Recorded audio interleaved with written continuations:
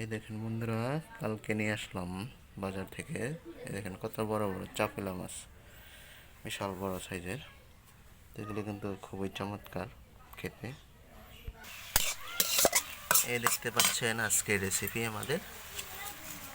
তো এখানে আলু, কচু, এরপর আনিজা কলা দিয়ে রান্না হচ্ছে চচ্চড়ি। আর এই যেগুলো হচ্ছে বিলের মাছ, চাপিলা মাছ। দেখেন কত বড় বড় আসলে মাছগুলি। তো আমার মাছগুলি দেখেই কিন্তু খুব ভালো লেগেছে খেতে। জানি না কেমন হবে, কিন্তু দেখার যে একটা আকর্ষণ, মাছগুলি খুবই চমৎকার কিন্তু মাছগুলি, চাপিলা মাছ। তো আপনারা কে কে পছন্দ করেন চাপিলা মাছ? এইভাবে খেয়ে দেখবেন আপনারা বাসায়। নদীর চাপিলা মাছ দিয়ে তরকারি রান্না করে খাবেন।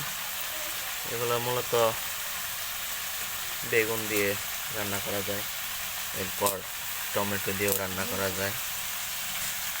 তারপর এখন সিজন হচ্ছে, এখন কিন্তু শাপলা বের হয়েছে, তো শাপলা দিয়েও কিন্তু ভালো লাগে চটচটি রান্না করলে। তো এখন শাপলা বের হয়েছে, শাপলা দিয়ে কিন্তু খেতে খুব ভালো লাগে চটচটি। তো এখন এই যে মাছগুলি ছেড়ে দিয়েছি আমরা, বলকটা এসে গেছে। আর কিছুক্ষণ পরেই জাল দিয়ে নামিয়ে ফেলবো। আর এগুলো দিয়ে ভাজার জন্য, ভাজা খাওয়ার জন্য, এই দেখেন একটা কি বিশাল বিশাল মাছ, কত বড় বড় চাপলা মাছ। এই দেখেন, তো এগুলো কিন্তু ভাজা খুব সুস্বাদু লাগবে। তো এখানে কিন্তু বাটাগুলি দিয়ে দিচ্ছি আমরা, পেঁয়াজ বাটা, কালি জিরা বাটা,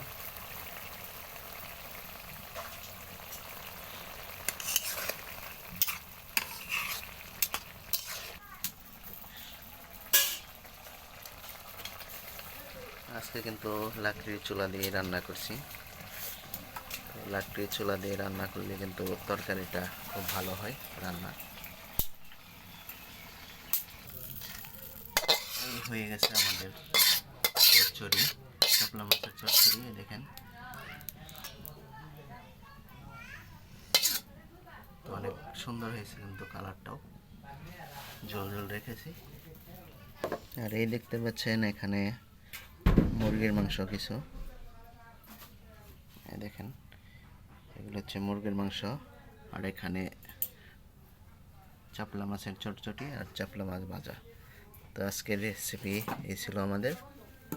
ভালো থাকেন সবাই, টাটা।